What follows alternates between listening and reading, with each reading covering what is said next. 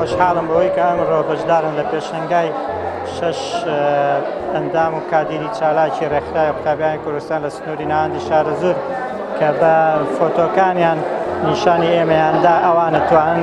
کاریگەری خۆیان لەسەر کۆمەڵگە دەرببڕن و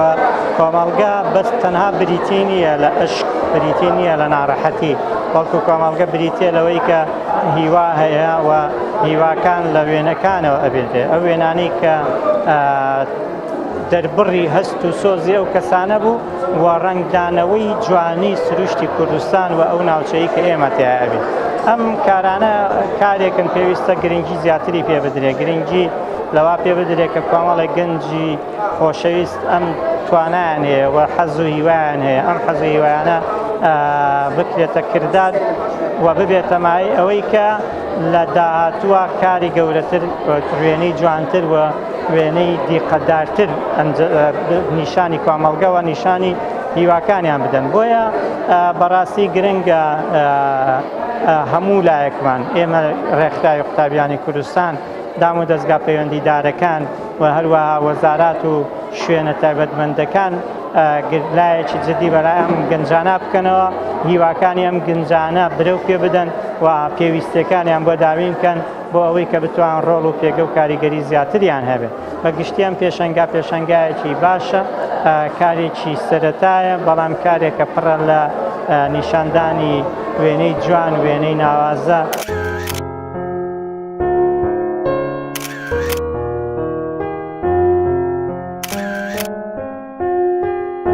دەرفەتێکی زۆر باش بوو کە من وەکو خانمێک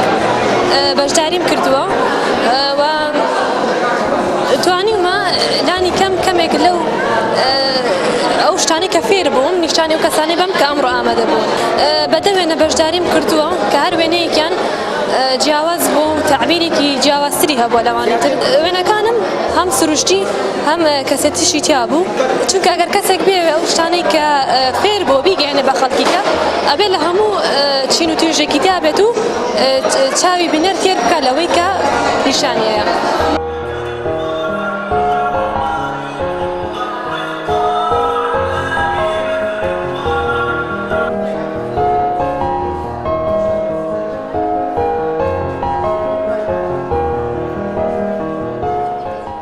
هەدەفمان لەم پێشانگایە دەرخستنی توانای قوتابیانە و لاوانە لە قەزای سەی سادقەدا و ئێمە هەمیشە وەکو ناوەندی شارە زۆر لە ڕابردووشتا و لە داهاتووشتا هەمیشە پاڵپشت و هاوکارێکی قوتابیان و لاوانی ئەم شارە بووین و ئینشاءڵڵا هاوکاریشە بین. ئێمە لە داهاتووە پلانی ساڵانەمانەیە وەکو ڕێکخراوی قوتابیانی کوردستان بە پێی وەرس و بە پێی مانگەکانی ساڵ دابەشمان کردووە، بە پێی پلانە کاری خۆمانەکەین لە چوارچەوەی استراتیژیەتی کاری ڕێکخراوی قوتابیانی کوردستان.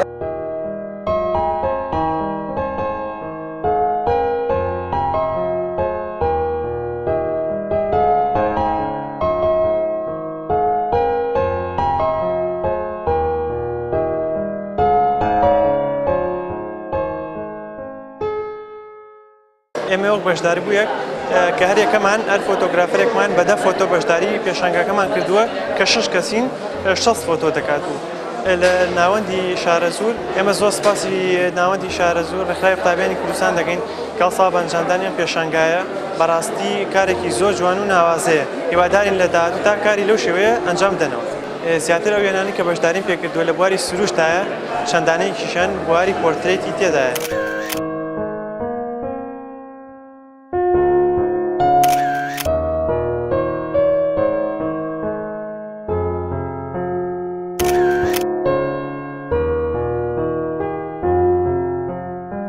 دەستە ماندوانەوە ئەو چاوەتیژانە کە بە شوێن جوانترین وێنەیە گەڕاون کە وێنەکانی سروشت گزارش هەریەکەی لە شێوەیەک لە شێوەکانی ژیانەکە کە گواسوێنێتەوە یەکێ گزارش لە کارەکە یەکێک گزارش لە خوێندنەکە یەکێک لە گزارش لە ماندووبوونەکە جوانیەکانی شار و سروشتی کوردستانەکە هەریەکی شێوەیەکی تایبەتی خۆیەیە ئێمە زۆر پێی دڵخۆشین بە تایبەتیش بەو گەنجانەی کە من دەستخۆشیان لێکم زۆرێکیان وێنەکانیشان بە مۆبایل گرتووە کە کاتێک پرسیارم لێکردن ئەگەر کامێرای باشتریان پێ بێ پێم وا بێتوانایەتی باشتریانە بێتوانەکانن باشتر دەرەکەوێت و خۆشبەختانە ئەوەشی کە من جێی دڵخۆشیمە زۆرێک لە ڕاگەاندنەکانی کوردستان سەتەلایت و کەناڵە مەحەلیەکان گەنجانێکی ئەم شارەی تێدایە من دەستخۆشیان لێکم شانازیان پێوەکەم هیوادارم سەرکەوتوو.